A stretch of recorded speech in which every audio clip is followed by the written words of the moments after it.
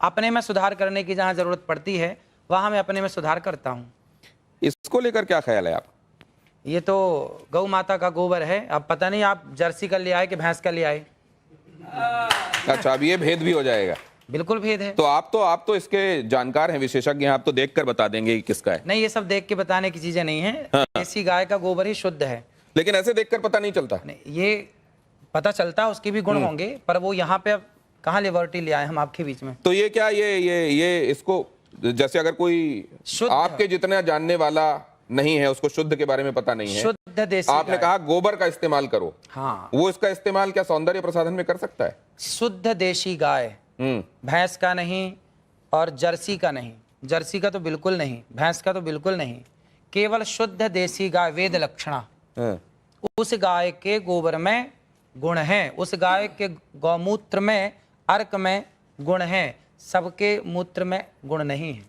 नहीं तो अगर इस तरीके से गोबर आपको कहीं मिले तो उसको सौंदर्य प्रसाधन के तौर पर इस्तेमाल नहीं करना चाहिए। ये गोबर खेतों में डाल के खाद बनाने के काम का है, लेकिन जो देशी गाय का गोबर है वह आपके लिए अमृत का। आपने क्या कहा था गोबर के संदर्भ में? क्या आपने इस तरीके के तरीके के भेद बताते हुए कहा था? जरा वो देखते हैं, वो सुनते हैं, एक बार दिखाइए जरा, फिर उसके बाद चर्चा में वापस आता है। आपने कभी गाय के गोबर से अपने मुंह को धुला? नहीं। केमिकल युक्त फेस वॉश आप यूज करते हैं, लेकिन शुद्ध गाय का गोबर, इस गोबर से नहाने से चमड़ी का कोई भी रोग हो, मैं गारंटी लेता हूं, चमड़ी संबंधी कोई भी रोग हो, आप गऊ के शुद्ध देसी गाय के दो गोबर से स्नान करेंगे तो आपका चमड़ी का रोग समाप्त हो जाएगा। इतनी ताकत गोबर में है।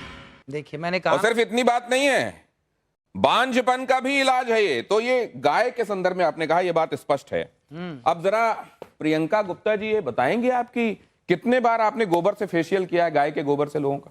हाँ सर, मैंने तो आज तक, जो मेरी इंडस्ट्री है इसमें मुझे कहीं पे भी पढ़ाया और सिखाया नहीं गया कि गोबर से आप फेशियल कर सकते हो या गोबर से अपनी स्किन को चमका सकते हो। और जैसे कि बाबा जी बता रहे हैं, और अगर ऐसा है तो इसके ऊपर रिसर्च जरूर करना चाहिए। ये अश्विनी जी, आपका कोई इसमें आप एनलाइटन करेंगे क्या? इस तरीके की कोई बात आपके संज्ञान में कभी आई? हाँ, नहीं, as a this thing psychologist मैं बोलूंगा, अगर इन्होंने कहा है तो इनके पास कोई प्रूफ होगा। हाँ, और वो प्रूफ आप सामने लाइए, क्योंकि क्या होता है कि बहुत से लोग जो भी बात करते हैं प्रूफ नहीं होता। अगर आपके पास प्रूफ है, लाइए, लोगों को प्रूफ करके दिखाइए। हमारे शास्त्रों में इसका खूब प्रूफ है। नहीं जी, एक मिनट, मैं शास्त्रों की बात यहां नहीं कर रहा, मैं आज के संदर्भ में बात कर रहा हूं। क्या आपने ऐसा कोशिश करी और आपको रिजल्ट मिला? और मिला तो उसको शख्स उनको वापस हम लोगों का एक त्योहार आता है जी, श्रावणी। सुना है आपने? बिल्कुल सुना है। श्रावणी कब आती है? आप बताइए ना, मैं आप सुन रहा हूं आपकी बात सारी। श्रावणी में हमारे यहाँ सारा समाज, ब्राह्मण समाज को ये निर्देश शास्त्रों में लिखा, श्रावणी जब होती है तो हमारे यहाँ गोबर से स्नान करने की परंपरा है। अभी श्रावणी में जो आई, उस श्रावणी में हमने खुद, हमारे साथ हजारों ब्राह्मण सबने एक साथ। अनिरुद्धाचार्य जी, एक सेकंड, आप जो कह रहे हैं ना, गोबर का स्नान, कई बार वो किमाच नहीं होती थी जो लोगों के शरीर में लग जाती थी, उसमें नहीं, मैं क्या कह रहा हूँ, कई बार विधान है, हो सकता है श्रावणी में भी नहाते, लेकिन इसका सौंदर्य प्रसाधन के तौर पर इस्तेमाल हो सकता है। कोई एम्पेरिकल इसके लिए एविडेंसेस हैं क्या? हाँ, पढ़िए आप शास्त्रों नहीं, को। अगर अब ये कह रहे हैं शास्त्रों को नहीं, मैं शास्त्रों को आप मानेंगे नहीं। शास्त्र की बात ही कर रहे हैं आज। अरे शास्त्र नए होते नहीं, सब पुराने हैं। देखिए, ऐसा मैं शास्त्र की बात इसलिए नहीं कर रहा, नए थोड़ी होते, कोई हमने थोड़ी लिख दिया शास्त्र। रिस्पेक्ट, शास्त्र में तो बहुत कुछ लिखा है, परंतु आज के संदर्भ में, आज एक मॉडर्न जमाने में, अरे क्या ये चीज होती है? चलिए, इससे आगे निकलते हैं। इसका तो ये तो ठीक है कि आप चेहरे पे कुछ और लगा लेंगे, लेकिन जिनको बच्चे ही नहीं हो रहे हैं वो क्यों आईवीएफ क्लिनिक की तरफ जा रहे हैं? जरा ये देखिए क्या कहा अनिरुद्धाचार्य जी ने, जरा देखिए वो, और उसके बाद इस चर्चा पर लौटते हैं। जिसको संतान नहीं होती वो गाय को गेहूं खवाए, और गेहूं जब उसके गोबर से वापस आए तो उसको धुल करके, उसे सुखा करके, उसको पीस करके उस आटे की रोटी बनाकर भगवान को भोग लगाकर वो रोटी खाने से संतान प्राप्ति होती है। अनिरुद्धाचार्य जी, मैं इस पे बोलूं? आपने ये किस पे एक्सपेरिमेंट किया? खुद पे, दूसरों पे देखा है? आप सुनेंगे आप? हाँ। ऐसा है कि देखिए, आप सैकड़ों डॉक्टरों को दिखाइए, यदि सैकड़ों डॉक्टरों को दिखाने के बाद आपको संतान नहीं हो रही है तो आप तो डॉक्टरों से हार गए, डॉक्टर ने मना कर दिया नहीं हो पाएगा। जब सबसे आप हार गए तो एक एक्सपेरिमेंट कर लेने में क्या बुराई है? आपने रघुवंशम महाकाव्य पढ़ा होगा, महर्षि कालिदास जी ने उसको लिखा है। भगवान राम के जो पूर्वज थे उनका नाम था दिलीप, उनके भी कोई संतान नहीं हो रही थी। तब राजा दिलीप ने गौ माता की सेवा की और गौ माता की सेवा से दिलीप के संतान हुई जिनका नाम रघु पड़ा, रघुवंश उनके नाम से आगे चला।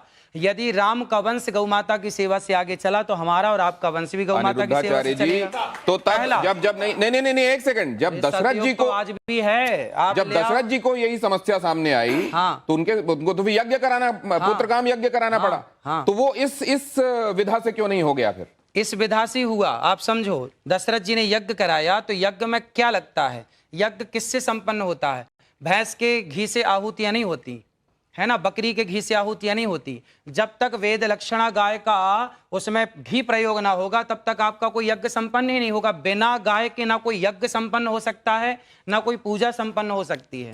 नहीं, लेकिन एक चीज साइंस ये कहता है कि अगर आपने एक खास तरह की परिस्थितियों में खास एक्सपेरिमेंट किया है तो आपको खास रिजल्ट मिलेगा। आप उसको दोहरा सकते हैं। मैंने तो इस रोटी को खाई है, जो मैंने बोला है, मैंने तो इस रोटी को खाया है। और हमारे बहुत सारे संत समाज जो जंगलों में रहते हैं आज भी वो लोग ये रोटी खाते हैं। और बहुत बच्चा होता है, आप प्रयोग कर लीजिए। नहीं, आपके पास कोई प्रयोग है? नहीं, आपके पास कोई प्रयोग है? देखिए, बोलने में हमारे साथ प्रयोग है इसलिए बोल रहे हैं, प्रयोग ना होता तो बोलते नहीं। देखिए, ऐसा कोई भी चीज हम करते हैं उसके साथ प्रूफ लाते हैं कि भाई ये हमारा रिजल्ट है, ये हमारा एग्जाम्पल है। सिर्फ इतना नहीं, गौमूत्र और गाय के गोबर के संदर्भ में कैंसर के इलाज वाला दावा भी किया जाता रहा है। क्या अनिरुद्धाचार्य जी मैं ठीक कह रहा हूं? हाँ हाँ, डॉक्टर बैठे हैं। मतलब किसी भी स्टेज का कैंसर तक ठीक हो जाता है। गौ माता के मूत्र में, गौ अर्क में इतनी शक्ति है, यदि शक्ति ना होती तो मेडिकल स्टोरों में गौमूत्र क्यों बिक रहा? कुत्ते का मूत्र बिकता भाई? गौमूत्र बिक रहा है तब तो कोई शक्ति है, दम है, तब ना बिक रहा है, वरना कुत्ते का क्यों नहीं बिक रहा है? नहीं, बिकने वाली हर चीज को आप ये मानते हैं कि वो अपने आप में उसके लिए किसी साक्ष्य या प्रमाण की जरूरत नहीं? तो किसी का नहीं बिक रहा गौ माता। नहीं, मैं पूछ रहा हूं, बिकने वाली हर चीज के संदर्भ में हमको ये मानना चाहिए कि ये सब्सटेंटिव होती होगी इसीलिए बिक रही है? ना, ऐसा नहीं। डॉक्टर अंशुमान, ये कैंसर में आपने एमबीबीएस किया होगा, आपने स्पेशलाइजेशन किया होगा, उसके बाद आप इतने सालों से कैंसर के पेशेंट्स को ठीक कर रहे हैं, कहीं पर आपने गोमूत्र वाला एक्सपेरिमेंट या गोबर वाला एक्सपेरिमेंट किया है? शुरुआत यहां से करें कि हमारा संविधान आर्टिकल 51A सेक्शन H कहता है citizen of India should have scientific temper. वैज्ञानिक सोच रखना चाहिए।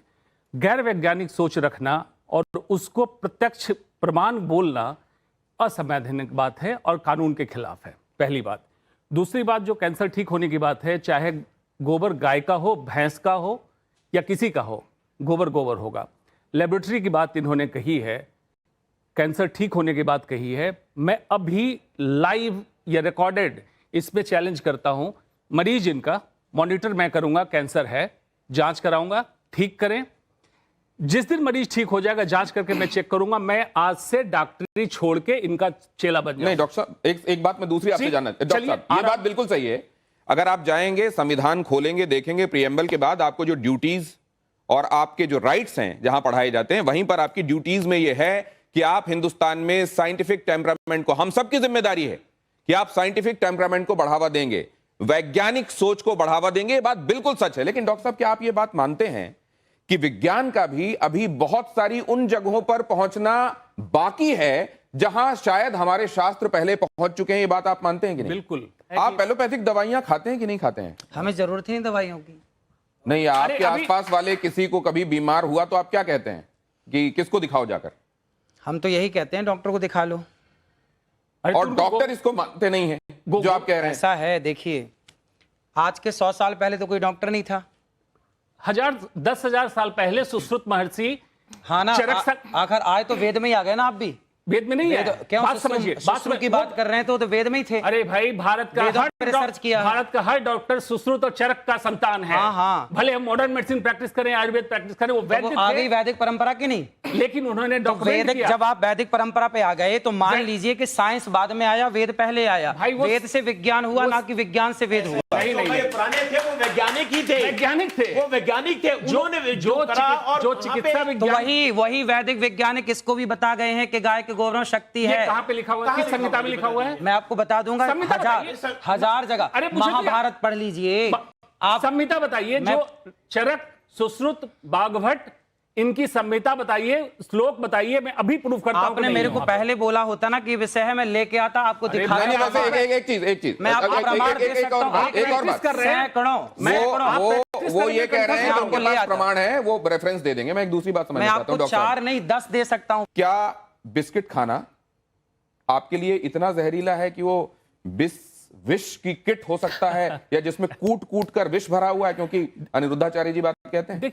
देखिए अभी महाराष्ट्र में 80 बच्चे बीमार पड़े बिस्किट खा के पड़े। बिल्कुल बिल्कुल, मैं उस पर नहीं, लेकिन आप देखिए, आपके बहुत सारे फॉलोअर्स हैं अनिरुद्धाचार्य जी, कह रहा हूं, और उसको एज इट इज वो फॉलो करते हैं। अगर मान लीजिए कहीं उनके सामने ये है कि मेरे कहने से समाज बिस्किट नहीं खाता, तो समाज का बहुत बड़ा भला है बिस्किट नहीं खाने से। जरा देख लीजिए क्या कहा है, खाने से बहुत नुकसान। अनिरुद्धाचार्य जी क्या कहते हैं, किस तरीके से कहते हैं, जरा वो सुन लीजिए, उसके बाद हम देखते हैं कि इसको लेकर वैज्ञानिक प्रमाण क्या कहते हैं। जी, बिस्कुट का मतलब क्या है? बिस्किट का मतलब क्या है?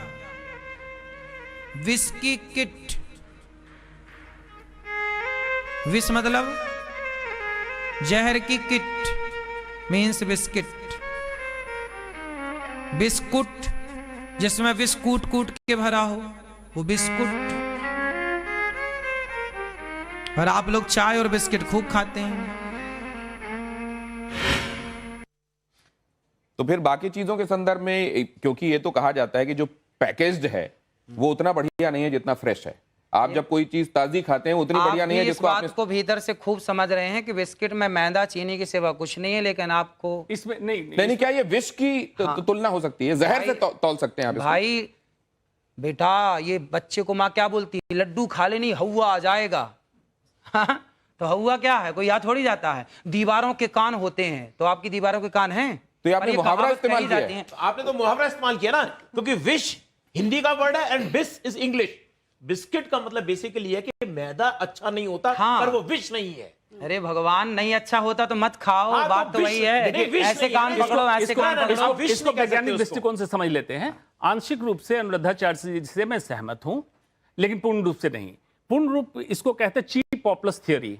कुछ ऐसी कंट्रोवर्सी करो, विष कूट इस टाइप का कुछ करो जिससे आप पॉपुलर हो जाओ। नहीं, पॉपुलर के अलावा आप एक चीज देखिए, बता रहा हूं, आप जब बिस्किट कहते हैं या कुछ लोग उसको बिस्कुट कहते हैं अलग अलग जगहों पर, जब आप वो कहेंगे तो आपको ये सीख दिमाग में आएगी कि ये विष इसके साथ जोड़ा था बिल्कुल अनिरुद्धाचार्य जी ने, और आप उसको खाने से शायद बचेंगे।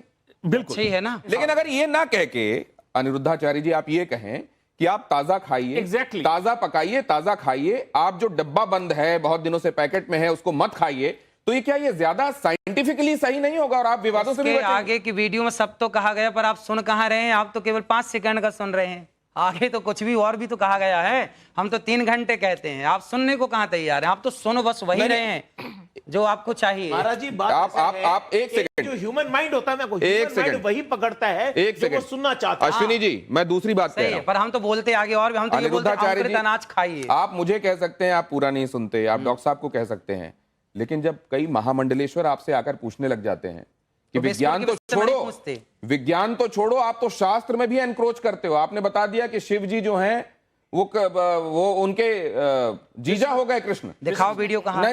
आपने फिर माफी किस चीज की मांगी? भाई, कई बार गलती ना होने पे भी माफी मांग लेना समझदारी होती है, ये तो समझो। यदि आपके पास प्रूफ है तो दिखा दीजिए आप। नहीं तो आपने ये कहा नहीं और आपने माफी मांग ली। फिर और इतने हमारे महामंडलेश्वर समाधान निकल रहा तो निकाल लो ना। कई महामंडलेश्वरों ने जिन्होंने ये कहा, तो समझदारी है। अच्छा, वो जो आपने बात कही थी कि भगवत गीता में राधा जी का नाम जो है, हाँ है भागवत में, आपने उसमें जब उन्होंने माइक छीन लिया और आपसे कहा कि वो तो उनकी विचारधारा है, तो आप उनको गुरुजी करके मनाते रहे। भाई वो तो मेरे गुरु तुल्य, आप भी मेरे गुरु तुल्य हैं, इसमें क्या है? नहीं तो अगर मैं गलत कह रहा हूं, है वो गलत नहीं है, मेरा पक्ष गलत नहीं। मैं कैसे मान लूं कि पक्ष गलत? भाव सुनिए, भावग्राही जनार्दना। बच्चा रोटी कहता है और एक छोटा बच्चा तोती कहता है, तो क्या बच्चे का तोती कहना गलत है? भाई ये तो समझदार के लिए सारा है ना कि भाई रोटी मांग रहा है तो आप समझदार हैं। लिखा शास्त्रों, भावग्राही जनार्दना, भगवान भाव के भूखे हैं ना कि वस्तु के भूखे। शब्दावली व्याकरण, शब्दावली ये आपके और हमारे बीच में हो सकता है, पर भगवान के बीच में भाव है ना, इसीलिए वहां पर राधा शब्द है। आप पढ़ेंगे तो राधा ही आएगा। अब आपने उसमें एक बात और कह दी कि द्रौपदी हो या सीता हो, वो सौंदर्य उनका इतना ज्यादा था, सुंदर इतनी ज्यादा। चाणक्य ने कहा। मैं थोड़ा सा नहीं, एक सेकंड, चाणक्य है। ये कहा क्या गया, अगर वो वीडियो हमारे पास है तो प्लीज दिखाइए, जिसमें ये बात कही गई कि सीता जी और द्रौपदी, इनके साथ जो समस्या हुई, एक को रावण जो है उनको हरण करके ले गया, दूसरा आपने देखा कि क्या किया दुशासन ने उनके साथ। ये इसलिए हुआ क्योंकि वो बहुत रूपसी थी। ये मैंने नहीं बोला, ये शास्त्र ने अगर कहा है और आपने शास्त्र को कोट किया है। देखिए, हर एक चीज को कोट करके जब आप कहते हैं ना, चाणक्य आपके जरिए आने की बात और महत्व हो जाता है। मैं तो मान रहा हूं ना, उसमें मैंने गलती क्या की? उसमें तो ये है, चाणक्य ने जो बात कही वो हूबहू आपने कह दी। भाई मैं तो सुनिए, मैं तो देखिए पढ़ता हूं, मुंशी प्रेमचंद्र को भी पढ़ता हूं, मैं तो भगवत गीता भी पढ़ता हूं, रामचरितमानस भी पढ़ता हूं, रामायण भी पढ़ता हूं, और मैं न्यूज भी देखता हूं। हाँ। तो कई बार मैं न्यूज में कही गई बातें बोलता हूं कि भाई उन्होंने ऐसा कहा तो ये होगा, इसलिए तो ऐसा कहा गया है। हाँ। तो चाणक्य कहते हैं अति रूपेण वही सीता अति गर्वेण रावणा, रावण का नाश हुआ अति के कारण। और आखिरी में एक सूक्ति है, अति सर्वत्र वर्जयेत। आप कितने लोगों ने ये बात सुनी है, अति सर्वत्र? मैं मानता हूं इस बात को, अति सर्वत्र वर्जयेत। तो ये चाणक्य की वाक्य है। तो सर एक बात सुनिए, जब चाणक्य की एक लाइन आप मान रहे हैं तो ऊपर की लाइन क्यों नहीं मान रहे हैं? नहीं, ऊपर ही तो ये कहा है कि अति रूपेण वही सीता। एक सेकंड, अति सर्वत्र वर्जयेत। हाँ, इसके ऊपर का क्या है? अति की भली न वृष्टि, अति का भला न सूखना, वो नहीं, वो सुना। लेकिन आप ये बताइए कि अगर कोई रूपवान है तो इसमें उसका दोष है क्या? अरे भगवान, मैंने कब बोला कि दोष है? मैंने तो चाणक्य की बात रखी कि चाणक्य कह रहे हैं कि अति रूपेण वही सीता। ठीक है, चाणक्य ये कहते हैं कि अति का कुछ भी अच्छा नहीं होता, अति का सुंदर होना भी अच्छा नहीं होता। सीता जी और द्रौपदी जी बहुत खूबसूरत थी, इसीलिए ये समस्या हो गई। एक बार जरा ये सुनिए क्या कहा अनिरुद्धाचार्य जी ने और मानवी तनेजा, उसके बाद आपका सवाल। बताओ, स्त्रियों को श्रृंगार क्यों दिया गया? ताकि स्त्रियां उस श्रृंगार से सुंदर दिखें और उस सुंदरता से वो केवल अपने पति को रिझाएं, सिर्फ अपने पति को रिझाएं। मोहिनी है ना, पति को इतना मोहित करो अपने पति को कि आपका पति पर स्त्रीगामी ना बनने पावे। मतलब कि अगर कोई परिस्त्रीगामी हो रहा है तो उसमें भी बेचारी पत्नी का दोष ना। पत्नी इतना श्रृंगार करे, देखिए हमने कहा श्रृंगार करो पति के लिए, इतना प्यार करो पति से, इतना पति को अपने वश में रखो कि वो पराई स्त्री का गमन ना करे। अच्छी तो कहा मैंने, क्या बुरा है इसमें? और जो बुराई ढूंढेंगे आप। बीमार हो या उनको कोई रोग हो, बेड पे हो, जो श्रृंगार ना कर पा रही तो हो, पति उसकी सेवा तो करे। उनका पति उनको छोड़ के चला जाए, किसी और स्त्री तो को आप देखे। अपने से बोल रही हैं, हमने तो बोला नहीं। नहीं मतलब इसका मीनिंग तो यही हुआ ना कि या तो श्रृंगार एक सेकंड, सिर्फ इतना नहीं, वो मजबूर नहीं है, बेड पे नहीं है, उसको घर में बहुत सारे काम हैं, सास ससुर की भी सेवा करनी है, बच्चे भी पालने हैं। अगर इसमें साज श्रृंगार का उसको वक्त ना मिल पाए तो पति को इस बात की छूट मिल जाती है कि ठीक है फिर चलिए बाहर।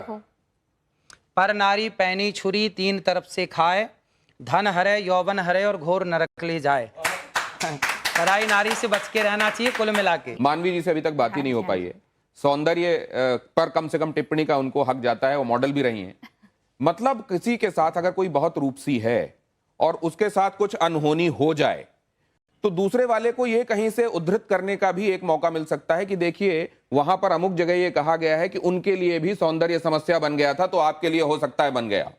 नहीं देखिए, मैं तो ये बोलना चाहती हूँ कि मुझे चिंता का विषय क्या है कि इनके बहुत ज्यादा फॉलोअर्स हैं और जिस हिसाब से ये अपना टिप्पणी देते हैं या जिस हिसाब से ये सलाह देते हैं अपने फॉलोअर्स को, तो ये जो अनभक्त है उनको फॉलो करते हैं, तो समाज को ये कहाँ लेके जा रहे हैं उस चीज़ का मुझे बहुत चिंता है। दूसरी बात, ये कहते हैं गाय के गोबर से आप फेशियल करें या आप उसका सेवन करें, तो आचार्य जी के हिसाब से तो डर्मेटोलॉजिस्ट नहीं होने चाहिए, स्किन स्पेशलिस्ट होना नहीं चाहिए, क्योंकि वो सारे के सारे इन्हीं के पास आए। इनके हिसाब से कोई कैंसर का डॉक्टर नहीं होना बात आप कह रही हैं। ये क्यों कह रही है बताता हूं मैं, क्योंकि आपने सिर्फ ये नहीं कहा कि गाय के गोबर का इस्तेमाल करोगे, तो आपने ये कहा कि मैं गारंटी देता हूं, मैं गारंटी देता हूं कि त्वचा के समस्त रोग नष्ट हो जाएंगे। और उनका कोई प्रूफ नहीं है, तो इसका मतलब सारे डॉक्टर्स को छोड़ के सारी की सारी महिलाओं को आपके पास आना चाहिए। कहीं ना कहीं आपकी बात में सच्चाई नहीं है, इसीलिए कोई महिला आपके पास नहीं आई है। और जवाब लीजिए ना, जवाब लीजिए। देखो ऐसा है, ये सारी बातें जो हम कह रहे हैं ना, ये अभी आप लोगों की समझ के परे हैं। जब आप शास्त्रों को पढ़ेंगे, सत्संग करेंगे, गाय के बारे में रिसर्च करिए, गाय के बारे में थोड़ा जानिए। गायनेकोलॉजिस्ट भी नहीं होना चाहिए। गाय को आप मतलब जानते हैं, जो डॉक्टर गाय के बारे में क्या जानते हैं? तो गर्भ होने के लिए और इतनी बड़ी विडंबना है कि हम अपने भारत देश में बैठकर, जिस देश में मैया, भागवत जी में लिखा, आप अभी मांग रहे थे ना, भागवत जी में लिखा है, मैं आपको दिखा सकता हूं प्रूफ। जब भगवान श्री कृष्ण को पूतना लेकर के गई और भगवान ने पूतना को मारा, उस प्रसंग में 10वें अध्याय में यह लिखा है कि मैया यशोदा ने कन्हैया को गौ माता के गोबर से स्नान कराया, लिखा है ऑन रिकॉर्ड। अब विडंबना देखिए कि भारत देश में बैठ करके गौ माता का प्रमाण इस तरह से देना पड़ रहा है। बिल्कुल नहीं, सवाल कुछ और है, आप कुछ और कह रहे हैं। और सुनिए, आपने कहा अनिरुद्धाचार्य जी गारंटी की बात कर रहे हैं। हाँ, गारंटी। तो डॉक्टर्स क्या करेंगे फिर? भैया ने बोला ना कि लिखा हुआ दिखाओ। भागवत जी ले आइए, यदि आपके पास स्टूडियो में हो तो मैं लिखा हुआ दिखा दूं। बात कर लेते हैं, पहले मैं एक बार दे दूं आपकी बात का। इन्होंने कहा लिखा, आप ले आइए, आप ले आइए, आपके पास भागवत जी हो, भागवत जी के 10वां स्कंद खोल लीजिएगा और 6वां 7वां अध्याय खोल लीजिएगा। मैया यशोदा कन्हैया को इससे गोबर से स्नान कराती है, भागवत जी में लिखा है। दूसरा, आपने कहा कि गाय के गोबर में गेहूं है, उस गेहूं को खाने से बच्चा पैदा होगा। अरे भाई, एक बात तो समझिए, ये मॉडल जमाने के लोग बैठे हैं, आप भी मॉडल जमाने के हैं। आज के जमाने के लोग बिल्ली की पॉटी की कॉफी पी रहे हैं। तब तो एक महिला ले आइए जिसका आपने इलाज करा हो और आपके ये गाय के गोबर से, जब सुन लीजिए, पहले अभी मैं आपको 10 लाख के खड़ी कर दूं। तो बहुत चलती हैं। जब एक महिला को आपको दिखाना पड़ेगा ना, देखिए प्रूफ तो दिखाना पड़ेगा, सुन लीजिए, क्योंकि आपके जो संगत में बैठे होते हैं, आप के लोग होते हैं। सिर्फ इतनी बात नहीं है, उन्होंने एक और बात कही, बिल्ली की पॉटी जिसमें मिली होती है वो कॉफी। मुझे लगता है कि अनिरुद्धाचार्य जी को इस बात को लेकर कोर्ट में इसलिए जाना चाहिए, सुन लीजिए, क्योंकि ये सनातन के इस देश में अगर वो कॉफी पी जा रही है तो बड़ा मुश्किल है। लेकिन जरा एक सेकंड, ये महिला एंकर्स भी यहाँ बैठी हुई हैं, पहले मेरी बात पूरी तो होने दीजिए।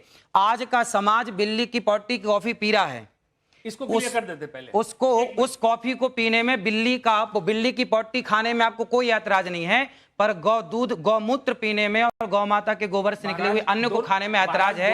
ये बड़ी कौन सी कॉफी की बात कर रहे हैं? मैं बता रहा हूं, आपको पता नहीं है, आप रिसर्च कीजिए। नहीं, मैं बता रहा हूं।